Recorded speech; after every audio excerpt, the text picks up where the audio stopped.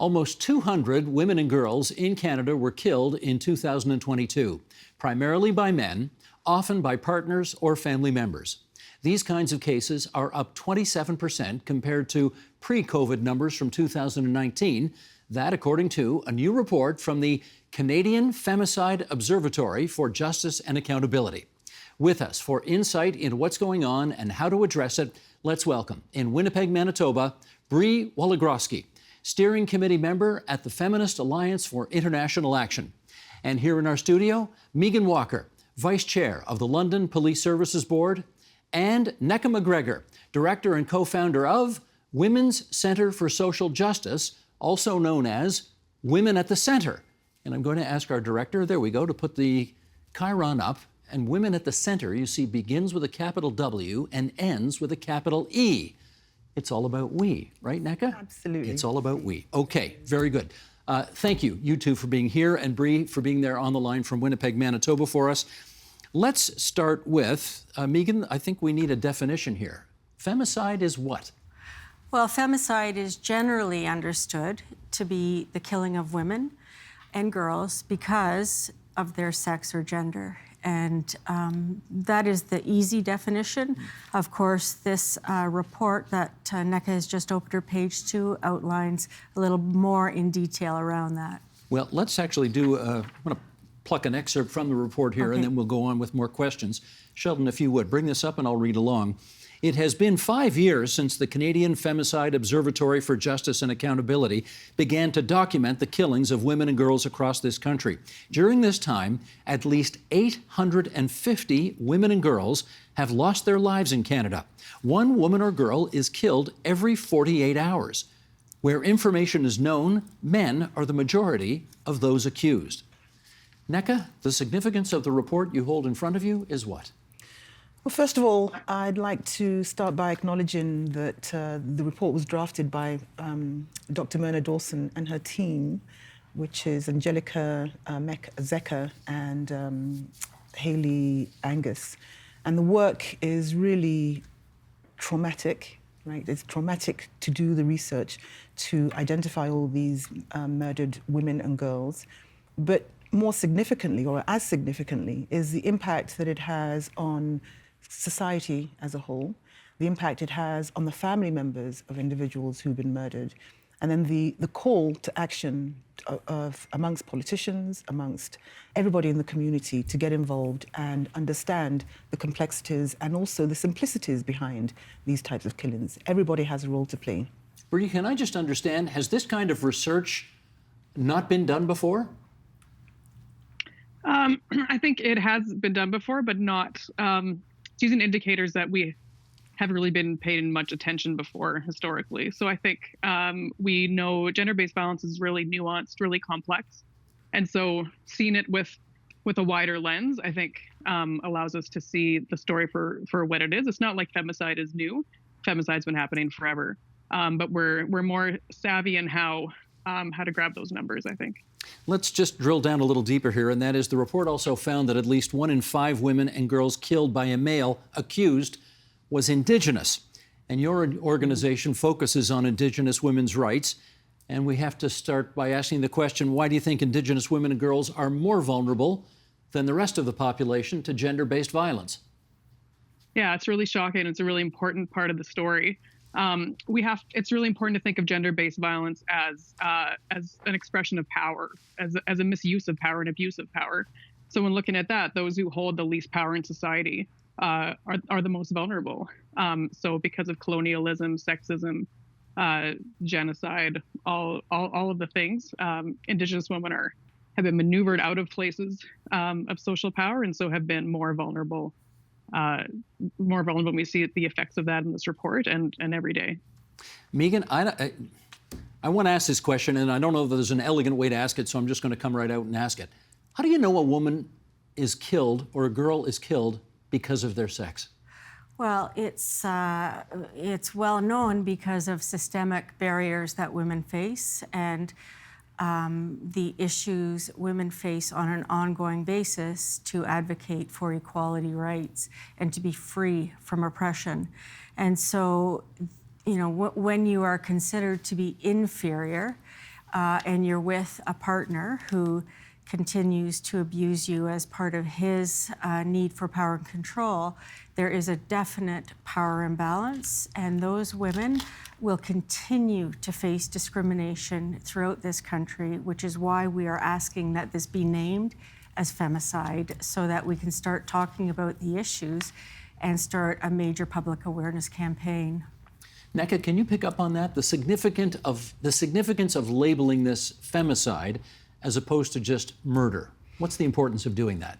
Well, I think there is a real difference between the characteristics of the killings of women that differs from the killings of men. So when you have male victims versus female victims, there's a series of differences that has been shown in research, most recently by research done by Myrna Dawson. Like what? And so, for example, when women and girls are murdered, there is, oftentimes it's by somebody who knows them, right? So women and girls are killed by either a family member or it's somebody that they've been in an intimate relationship with, which is very different from when men are killed, who are usually killed by an acquaintance or a friend. Women are killed by somebody who knows them. Also, the level of violence that is used in the killing of women, oftentimes it's labeled as overkill, so there is such horrific brutality that's associated with it. Also, when women and girls are killed, there is a pattern and the modus of their killing. So women are often shot, they're stabbed, they are strangled, which is very different again from when men are killed. And Can I jump in on that? Please do. Men are strangled, men are stabbed, men are shot as well. Yeah, What's the difference? Not to the same degree. Not to the same degree. And when you look at how many people are murdered in the context, for example, of a family, a domestic relationship, it is overwhelmingly women who are overwhelmingly killed by men. And so when people try to label this as a gender-neutral act of violence, it actually isn't. This research has shown, as has other research, that this is a very gendered type of killing, and therefore calling it femicide will actually illuminate that gendered disparity, the gender difference behind it. Bree, let me pick up with you on that. So I guess we are to infer from this that there's very little killing of women by women. This is a mostly male-on-female phenomenon. Is that right? I think if you look at the report, overwhelmingly, I would say. And therefore, we need to call it what it is. Is that where you're coming from?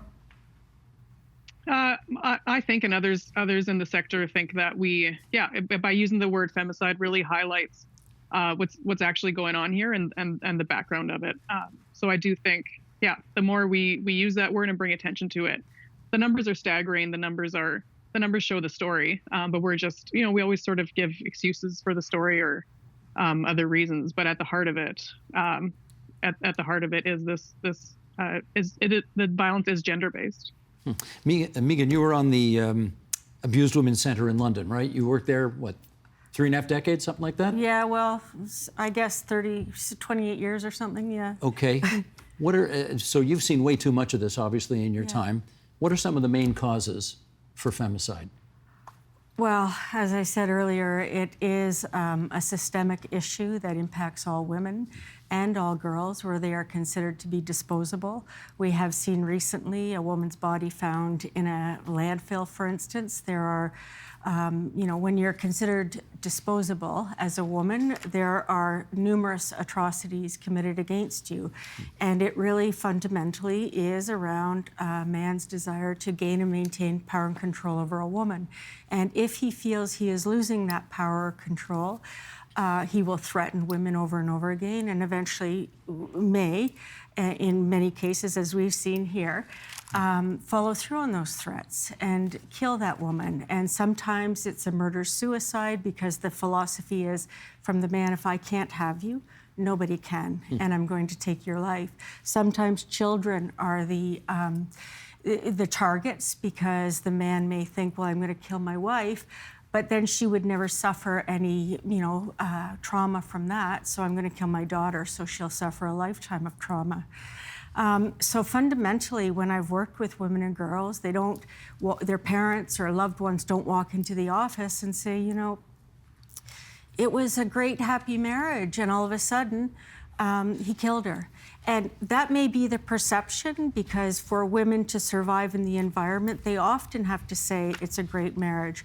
But in reality, she would have faced a long time of, abuse and torture and isolation and using her children against her and all of these things before it would lead to her, death by femicide. And we have such a long way to go in educating the public about what's happening and the role the public has in asking the questions of women and interfering if they hear anything so that they can potentially save the lives of women. And I believe all of these killings, 850 women and girls, are preventable. And had somebody intervened, or had we had a criminal or family justice system that understood the issues, we could have prevented all of these femicides.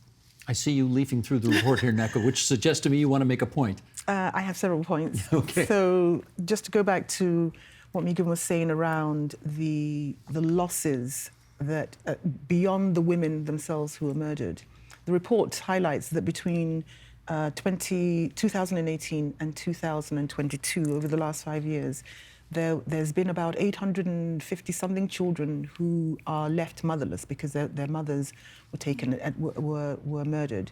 And then the second point around how this is a preventable issue is that if there is a way that the society looks at violence against women, right? There's a way that society sort of normalizes. Myrna calls it, there is an intimacy discount where men who have been accused of violence against their intimate partners are never charged with the level of the degree of harm, right, that's been caused. So they are given these discounts that allows them to feel that they can act with impunity. And so what society has failed to do is to bring accountability into the work. And it's failed to bring accountability not just to the perpetrators of the violence, but also to the systems itself, because these individuals might be acting as an individual in the killing of their spouse and their children, but there is a systemic issue that allows that type of violence to continue. There's a systemic issue that encourages that type of violence and doesn't hold these men accountable, which makes them feel they can do it again. And just to go back to the killings of Indigenous women, when you think about the percentage of Indigenous women in the Canadian context, to have 1/3 of the victims of this femicide be Indigenous tells you a lot about the anti-Indigenous racism that exists in our systems, not just in the criminal legal system, but across the sector, right? In education, in health, everywhere. And not only against anti-Indigenous racism, there's also anti-Black racism, which means that Black women and Black girls are not, there's no data, Steve, no data at all on the killings of Black women, Black girls by femicide. And so what we're trying to do is to elevate, right, this issue, ensure that there is proper data being collected. I want to digress for 2 seconds. A couple of weeks ago, we were speaking at the UN, a side event, UN Commission on the Status of Women, talking about Black femicide, the killings of Black women. And we were on a panel with a brilliant Black woman by the name of Rosalind Page. And Rosalind was talking about the femicides in the US. She started Black Femicide USA. And her data has recently been validated by the FBI that every 6 hours, a Black woman or Black girl is murdered in the United States. We in Canada, we don't know the data for Black women and Black girls, but we have no reason to suspect that it's anything, different from what's happening in the US. We just don't have any data. So part of the call... Well, hang on, it's got to be different. If a woman or girl is being killed every 48 hours in Canada, you can't have a Black woman being killed every 6 hours in Canada. Well, we don't know. That's the problem. We have no data at all that will show this. If we're saying that 1/3 are Indigenous, that's a lot of women. It's disproportionate, for sure. It is ridiculously disproportionate. So what we're looking for is the ability to collect data in a way that is meaningful, that is accountable, and that is removed from the biases that is implicit in policing and in the system. Okay, let me go to Bree on this. You mentioned the word accountability, Nneka. And Bree, if you were going to kind of rethink things so that those who commit these heinous acts are held more accountable, what does that look like? I think it's pretty clear the system that we have now isn't really working. There's more, like, the nature of gender-based violence means that evidence for that through the court system is really hard to get, hard to prove. And additionally, there's just more reason not to report than to report. So I think we need to really rethink the way that accountability looks like in this. This isn't a case where there's just a handful of people doing this. It's systemic and it's pervasive in our society, and whatever accountability mechanisms we have to show that, right? And so different ways of restorative justice, ways where the survivor can have some say in it and come forward without the risks. We really need to think about all the ways and redo the mechanisms for people to look for support and to get help, because it is so complex and the risks of coming forward are so intense inherently within these issues. Well, let's do some of that rethinking right here. You, Megan, are on the London Police Services Board. Do the cops need to lay more charges? Do the courts need to impose tougher sentences? Where do we go? Well, I think it's a combination of many factors. And I think, first of all, we need to stop and say, listen, when we are seeing 850 women and girls murdered over a short period of time, it's a crisis and it's time for action. And it's not just going to be the police that will solve this problem.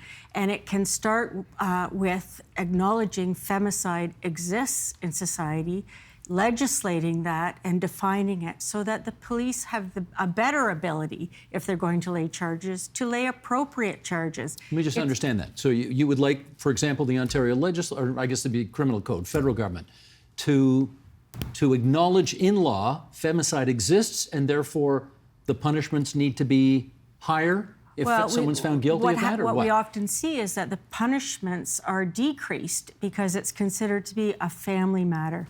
This is not a family matter. It is not a personal issue. This is an issue that impacts all of society. And we need to recognize that. And, you know, if we're expecting police officers to lay charges, they need to be armed with appropriate charges. We've seen too many men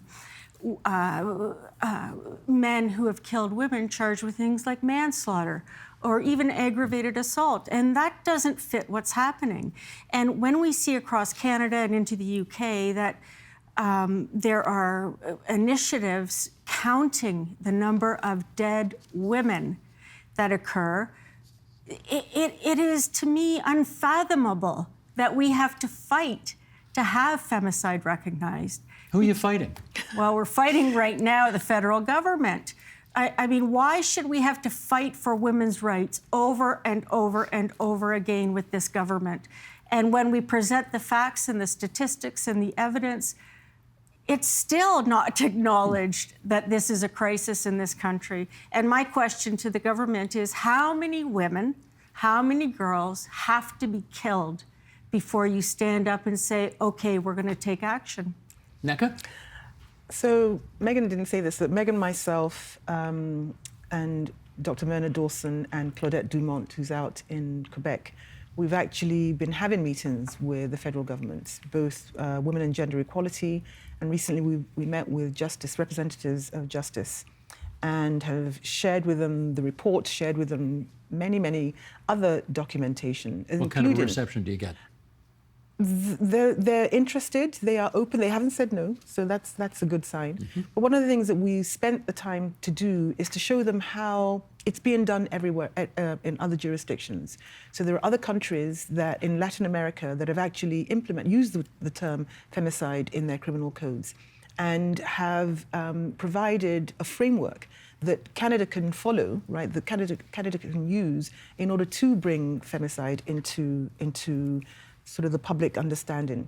I also want to go back to the issue about accountability and whether having it in the criminal code is going to make the type of difference that we hope it will. I think having it in the criminal code will raise awareness, it will help people come to a common understanding, but Canada has the most beautifully drafted, very explicit legislation on the record, but it doesn't translate into implementation and accountability. I'll give you the example of Daniela Malia, who was murdered in November by her former boyfriend. Yeah. Right. And how she called, right? Black women don't call. Black women don't want to call the police because we understand that there is this inherent anti-black racism that exists.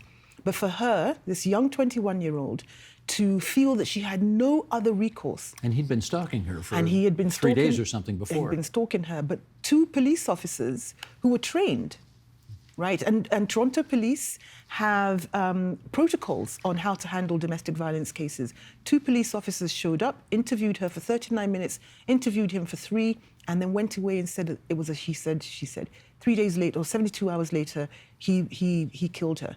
So to me, that is another example of how we can have legislation in the books that is very explicit, but unless the system and the culture of accepting violence towards women, accepting violence towards Black and Indigenous women, unless the culture shifts, nothing is going to change. I think the police officer at the center, this is under investigation right now.